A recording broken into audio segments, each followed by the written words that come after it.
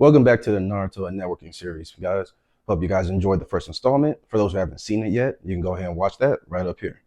But we're just going to go ahead and summarize some of the key points that were covered in part one of the Naruto Networking series before we dive into new territory with this installment. So the two main points that we covered in part one of the Naruto Networking series, basically what is networking as a concept and what is a network in itself. So networking is the concept of just connecting your different computer devices together. That's pretty much it. A network, therefore, is a collection of those devices together that are directly connected so that they can communicate with each other.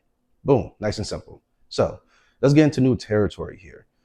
If we have a network, if you're in your place, your personal Wi-Fi, and let's say you have 2 or 3 friends over, per usual, probably gonna be like, hey, what's your Wi-Fi password? Assuming they don't know already.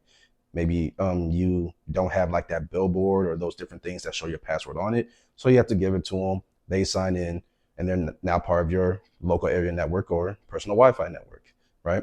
So now let's say for whatever reason, you and one other friend are sending text messages or DMs or whatever the case is back and forth. But let's, for the sake of argument, say text messages. And let's say you're sending these messages back and forth, between you as a private conversation, even though you have other people there.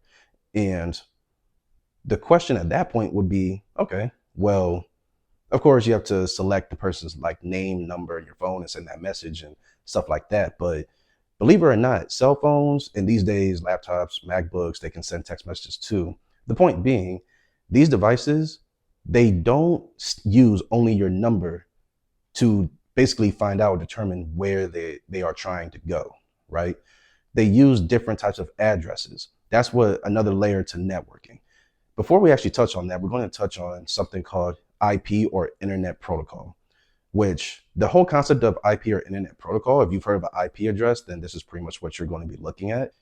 The whole concept of IP or Internet Protocol is basically a set of rules or standards that pertain to how data is addressed and therefore is sent from one place to another without it being sent incorrectly to the wrong person or to the wrong device, right?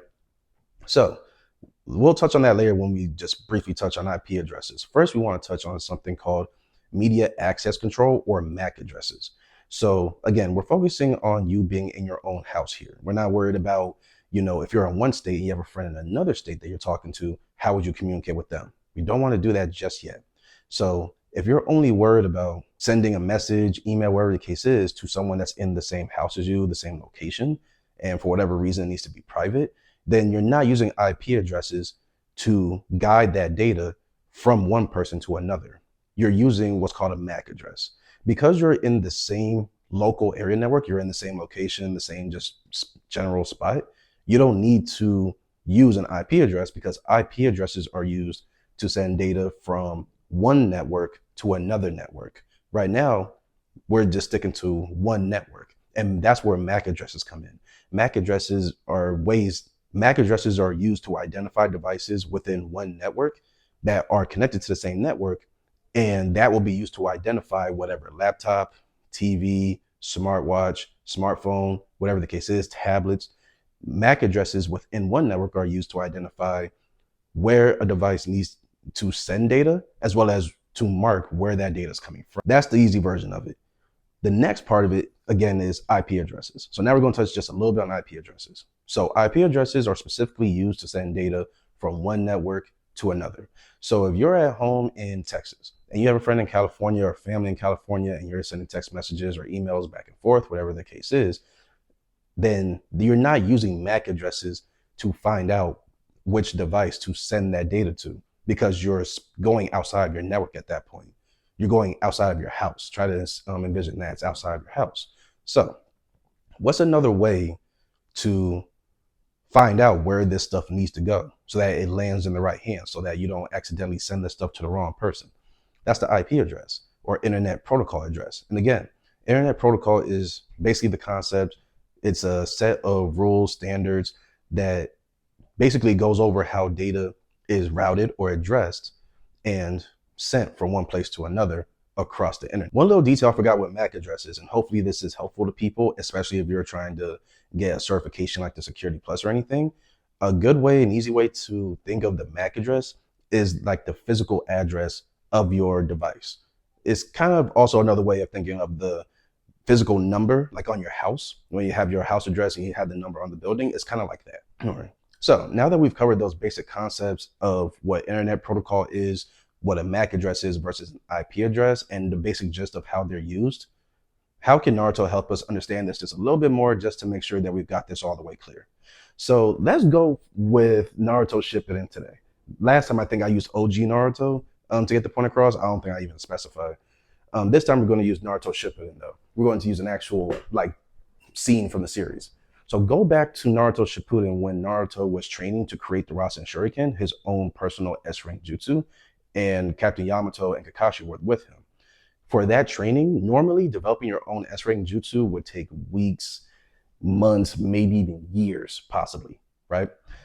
So Naruto, because of his natural chakra pool, which was already crazy, then he had Kurama inside of him, pause, but because he had Kurama sealed inside of him, he was able to access even more chakra. So Naruto was able to bypass this rule of, taking a very long time to come up with his own jutsu and use his shadow clones to basically pick up the pace exponentially. That's why it only took him, I think, a week or so to come up with the Rasen Shuriken. I don't think he had quite mastered it yet, but he still was able to use it, hence when he beat Kakuzu. So Naruto, for that training, one of the things he did, if I remember correctly, was he used his shadow clones and split them up into groups when he had to use one clone to use the change in chakra nature, another clone for the change in chakra form, and I think he would just use himself to essentially just hold the jutsu in place. Let's say in a imaginary world, we'll go into a non-canon world for a second. Let's say that Naruto was doing this jutsu, but instead of him using two clones to do the change in chakra form and the change in chakra nature respectively, let's say Yamato and Kakashi were doing those parts for him and he was just holding the jutsu, right? At that point, it's pretty easy who to address, because all you have to say is, hey, Kakashi, and Kakashi's going to say, yeah, what's up? Yamato, he's like, yeah, what you need? Naruto's like, why? You know what I'm saying? So you're not going to get too much confused there. Your regular name, the way I said, like the MAC address is like the physical address to your house or the physical address to your computer, it can be equivalent to your personal name. That's the unique way of identifying yourself so that you stand out from other people. So now we're going to go back to the original example, which was, yeah, 3 groups of Narutos. There's 3 Narutos in each group. They all look the same. All the names are technically Naruto. And we're going to add the cliche of Naruto's name being called. And everyone's like, who are you talking to? We're all Naruto, even though we all know, right? So if we can't use someone's regular name, which is usually unique within a group, to identify themselves, then what's another way of doing that? We'll think of IP addresses as nicknames, right? Because if you have, for example, again, you have the different groups of Narutos, and you call Naruto, and it's like 9 of them. It's like, okay, his unique identifier, his name that's supposed to help him stand out from everybody else, it's rendered null and void. So if Naruto from group 1, like the original Naruto from the first group, is trying to talk to a clone Naruto in group B, and he's like, hey, Naruto, he just called out to like 3 of his other selves. That's not going to work. So think of it like when people do the whole headband thing where it's like, hey, we're in groups, kind of like with Bleach. I mean, go back to the Captain Amagai, I believe it was Captain Amagai, the filler arc that came in the middle of the Waco Mundo arc. Of that, when he did that training exercise where he had people wear different color headbands, pretty much apply that to this situation. If Naruto from one group tried to call to a specific Naruto clone in a different group, just saying Naruto's not going to do it, or just saying Naruto clone is not going to do it. He would be better to have another way to uniquely identify a Naruto in this other group. So we'll steal that headband thing from Captain Amagai, and we'll be like, okay, let's say every Naruto, including their original, is wearing a specific color headband that is unique within their own group. That way, when the original Naruto from his group calls out to Naruto with the blue headband, there's only going to be one Naruto in that group with the blue headband. It helps them stick out a bit more, right? Now, I do want to clear up one thing, because I just implied that it's possible for MAC addresses to be the same. That's usually not the case. MAC addresses, naturally, just like IP addresses, are meant to be unique. In my personal experience, with my work, I've never seen a MAC address that was the same as another computer's MAC address, because the MAC address is usually attached to an actual hardware component within a computer. So I don't think you can just manually change that. Unlike IP addresses, it's possible for two devices to have IP addresses, and that causes a bunch of confusion. Because again, IP addresses like MAC addresses are meant to be unique. Think of it like this.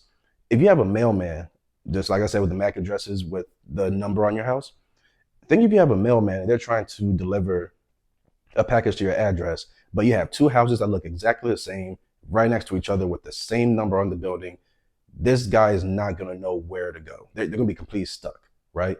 It's the same thing with IP addresses. That's why having what we call duplicate IP addresses is a problem, because if you're trying to text message to someone, send an email to somebody, send a print job to, a specific printer, and more than one of those devices has the same IP address, picture a mailman trying to come to your house to drop off a package that you may really, really want. And he just walked into a neighborhood that has two to three of the same houses that look exactly the same with the same number on each building. He's not going to know where to go. So that halts the process right there. That's why you want these things to be unique. Now, unlike MAC addresses, at least to my experience, well, let me rewind. MAC addresses can be changed, but again, you would have to change the hardware component inside of whatever the device is, whether that be a printer, a laptop, PC, whatever the case is. You would have to change the actual component that gives the computer its MAC address. Versus IP addresses, usually you just go into the computer and you can manually change an IP address. You can also make an IP address dynamic or static, which I think we've covered this before, but for those who don't know, static just means that something doesn't really change like that. Dynamic means it changes, if not regularly, right? So you can have an IP address which is dynamic, which is usually the case, because if you're going to your house or someone else's house, let's say you have your personal Wi-Fi network and you check your IP address on your phone and it says, for the sake of argument, 1.1.1.1. You go to one of your best friend's house, your homegirl's house, your homeboy's house, and you connect to their personal Wi-Fi. They can be in the same apartment complex, the same building. They're just maybe one or two doors down. And you connect to their Wi-Fi. And now all of a sudden you check your IP address and you're like, it's 2.2.2.2, right? So it's like, wait, why did my IP address change? Because you changed locations. Your IP address isn't very likely to stay the same whenever you connect to a different person's network or a different person's group. It's not likely. You can make it that way by changing your IP address to static. That way, wherever you go, your device will always hold on to the same IP address. But in general, or at least for most people, just on a regular everyday basis, we don't usually make our IP addresses static. That's more for business reasons. If you have a device of some kind that's used for a specific purpose within a corporate office and you don't want it to change the IP addresses, because if that changes, again, that causes issues with if you need to do certain jobs and things for work, it can cause issues. So it just makes it easier to keep the IP address static so that it doesn't really change. But most people on a regular everyday basis with our phones, our laptops and things like that, you connect to a Wi-Fi network in the airport, at home, your girlfriend or boyfriend's house, significant other's house, just out and about at restaurants or something like that, then you're not really thinking about it. You're just like, hey, I'm connected to the internet. I can play my game. I can listen to my music. I can watch my YouTube. I can do all of these things. You're not really worried about that. So your IP address will change. You're just not really worried. But yeah, I actually didn't plan on jumping deeper into IP and MAC addresses that much. I actually enjoyed that part. So hopefully this video was very helpful to you guys. Hope you enjoyed it. Hope I didn't mess around too much with pulling a bleach card, for the Naruto and networking series. But hopefully that was helpful. If you guys have any questions or feedback for me, go ahead and throw them in the comments below. I appreciate you, and I'll see you in the third and, at least for now, last installment of the Naruto Networking series. Later.